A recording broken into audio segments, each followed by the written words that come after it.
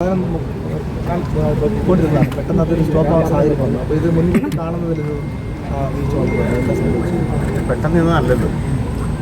ഇത് ഈ ട്രാവൻകൂർ ഷുഗേഴ്സിന് രണ്ട് തരം ജവാൻ ബോട്ടിലുകളാണ് ഉൽപ്പാദിപ്പിക്കുന്നത്. ഒന്ന് 1000 ml ബോട്ടിലും, രണ്ട് 750 ml ബോട്ടിലും. ഇവിടെ ഇതുമായി ബന്ധപ്പെട്ട് ഞാൻ മന്ത്രിസ്ഥാനം ഏറ്റെടുത്തതിന് ശേഷം ബിവറേജസിൻ്റെ ഹെഡ്ക്വാർട്ടേഴ്സിൽ തന്നെ മന്ത്രി പങ്കെടുക്കുന്ന ഉന്നതതല യോഗം. അപ്പോൾ ആ ഉന്നതതല യോഗത്തിൽ ട്രാവൻകൂർ ഷുഗേഴ്സിൻ്റെ പ്രവർത്തനത്തിലെ സംബന്ധിക്കുന്ന പരാമർശങ്ങളുണ്ടായെങ്കിലും ഇവിടുത്തെ ഉൽപ്പാദനവുമായി ബന്ധപ്പെട്ട വിവരങ്ങൾ റിപ്പോർട്ട് ചെയ്യപ്പെട്ടിരുന്നില്ല. അപ്പോൾ ഇവിടെ 1000 ബോട്ടിലെ 750 ബോട്ടിൻ്റെയും കുപ്പികൾ ഉൽപ്പാദിപ്പിക്കുന്നു. ഈ ഗവൺമെൻറ് അധികാരത്തിൽ വരുന്നതിന് ഒരു മാസം മുമ്പ് ഏപ്രിൽ 20 തീയതി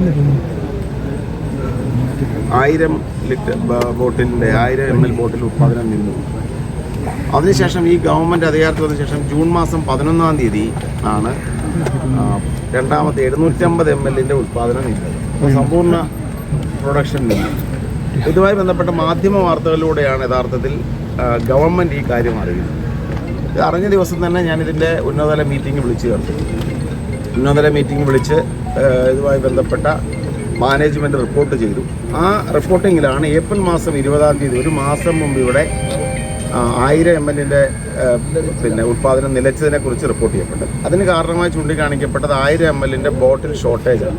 1000 ml ബോട്ടിൽ ലഭ്യമല്ല എന്നുള്ളതാണ്. രണ്ടാമത് 750 ml ബോട്ടിലുകളുടെ ലഭ്യതയ്ക്കൊപ്പം തന്നെ അത് ബോട്ടിലുകൾ ലഭ്യമാണെങ്കിൽ അതിൻ്റെ ഷോർട്ടേജ് ഉണ്ട്. അത് കൂടാതെ ഇവിടെ ബോർഡുകളും സ്റ്റിക്കറുകളുടെയും പ്രൊഡക്ഷൻ ഇല്ലാത്തതുകൊണ്ടാണ് 750 ml ഉൽപ്പാദനം നിലച്ചത് എന്നുള്ളതാണ് അന്ന് റിപ്പോർട്ട് ചെയ്യുന്നത്. ഇവിടെ ഒരു വീഴ്ച ഉണ്ടെന്ന കാര്യത്തിൽ ഒരു സംശയം വേണം. അതായത് ഏപ്രിൽ മാസം 20 തീയതി ഇവിടെ 1000 ml ബോട്ടിൽ ഉൽപ്പാദനം നിലയ്ക്കുന്നതിന് 3 മാസം മുമ്പേ ടെൻഡർ കാലാവധി അവസാനിച്ചിരുന്നു 750 ml. എന്നിട്ട് നീട്ടിക്കൊടുത്തിട്ടും വേണ്ടത്ര ഫലപ്രദമായി ഈ ബോട്ടിൽ വിതരണം ഉറപ്പുവരുത്താൻ കഴിയാതിരുന്ന വീഴ്ചയാണ്. മാത്രമല്ല ഗവൺമെൻറ്റിനെ അറിയിക്കേണ്ടതായിരുന്നു. അപ്പോൾ 1000 ml 750 ml പ്രൊഡക്ഷൻ നിലച്ചതോടെ ഒരു ദിവസം ഏകദേശം 12,000 കുപ്പിയുടെ ഉൽപ്പാദനമാണ് നിലച്ചത്. വലിയ റവന്യൂ നഷ്ടം സർക്കാരിനുണ്ടായിട്ടുണ്ട്.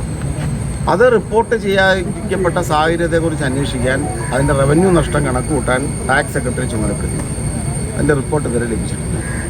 എന്താണെങ്കിലും അതിനുശേഷമാണ് നടപടികളിലൂടെ ഇവിടെ ഉൽപ്പാദനം പുനരാരംഭിക്കാൻ ആവശ്യമായ നടപടി സ്വീകരിച്ചത്. ഇന്ന് ഉൽപ്പാദനം തുടങ്ങിയത്. അതുകൊണ്ടാണ് ഞാനിന്ന് ഇവിടെ നേരിട്ട് വന്നത്. അല്ലാതെ എന്താണെന്ന് അന്വേഷണം നടക്കുകയാണ്. തീർച്ചയായിട്ടും അത് എന്താണെങ്കിലും ഒരു ഇത്രയും പ്രധാനപ്പെട്ട ഒരു പൊതുമേഖലാ സ്ഥാപനം, ഒരു ദിവസം തന്നെ ലക്ഷക്കണക്കിന് രൂപയുടെ വരുമാനം സർക്കാരിന് തരേണ്ട ഒരു സ്ഥാപനത്തിൻ്റെ ഉൽപ്പാദനം നിലച്ചത് ഗൗരവകരമായിട്ട് തന്നെയാണ് സർക്കാർ കണക്കുകൂട്ടുന്നത്. ഇതിനു മുമ്പ് ഏപ്രിൽ 1 മുതൽ 14 വരെ ഇവിടെ അടഞ്ഞു കിടക്കപ്പെടുകയും ചെയ്യും. അതിനെക്കുറിച്ചും അന്വേഷിക്കുന്നു. ഇടയ്ക്കിടയ്ക്ക് ഇവിടെ നടക്കുന്ന അടച്ചിടലുകൾ, ഇതൊക്കെ തന്നെ ആരെ സഹായിക്കാനാണ് ഇത്തരത്തിലുള്ള നടപടികൾ ഉണ്ടായിട്ടുള്ളതിനെക്കുറിച്ച് കൂടി ഗൗരവമായി ആലോചിക്കുന്നു. എന്തായാലും ഒരു പ്രൊഫഷണൽ മാനേജ്മെൻറ്റ് ഈ സ്ഥാപനം, ഇതിന് മാത്രമല്ല മലബാർ ഡിസ്റ്റിലറീസിലും സമാനമായ സാഹചര്യങ്ങൾ ഉണ്ടാകാതിരിക്കാനുള്ള കാര്യങ്ങൾ ചെയ്യുന്നത്. ഈ ഗവൺമെൻറ് എന്താണെങ്കിലും കേരളത്തിൻ്റെ പൊതുഖജനാവിലേക്ക് സംഭാവന ചെയ്യുന്ന പൊതുമേഖലാ സ്ഥാപനങ്ങളെ അഴിമതിരഹിതമായി ഏറ്റവും സുതാര്യമായി കാര്യക്ഷമമായി നടത്തുക എന്നുള്ളതാണ് ഗവൺമെൻറ്റിൻ്റെ നയം. അതെന്തായാലും നടപ്പിലാണ്.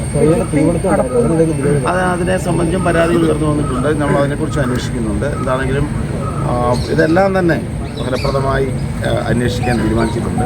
ഇതൊരു 100 ഏക്കറോളം സ്ഥലം കിടക്കുന്ന ഒരു സ്ഥലമാണ്. യഥാർത്ഥത്തിൽ പാർക്കിംഗ് നിലം പോലെയാണ് ഇപ്പോൾ നിലവിലുള്ളൊരു അവസ്ഥ. സ്വന്തമായിട്ട് ബോട്ടിലിംഗ് പ്ലാന്റ് വല്ലതും ഞാനതെല്ലാം പറഞ്ഞത്. ഇവിടെ ഇപ്പം ആദ്യമായിട്ടാണ് മന്ത്രിയായിട്ട് ഞാൻ ആദ്യമായിട്ട് ഇവിടെ വരുന്നത്. ഇപ്പോൾ വന്ന് കണ്ടപ്പോൾ തന്നെയുള്ള സ്ഥിതിയെക്കുറിച്ചാണ് എനിക്ക് മനസ്സിലാകുന്നത്. 100 ഏക്കറോളം സ്ഥലമുണ്ട്. അത് ഫലപ്രദമായി ഉപയോഗപ്പെടുത്തണം. ഈ ഒരു സ്ഥാപനം കാര്യക്ഷമമായും വിജയകരമായും മുന്നോട്ട് പോകണം. ഇവിടെ വെറുതെ ആണെങ്കിലും ആളുകളുടെ പരാതി ഉൽപ്പാദിപ്പിക്കുന്ന ജവാൻ ബോട്ടിലൊന്നും വീട്ടിക്കൊണ്ടുപോകാൻ പറ്റുന്നില്ല.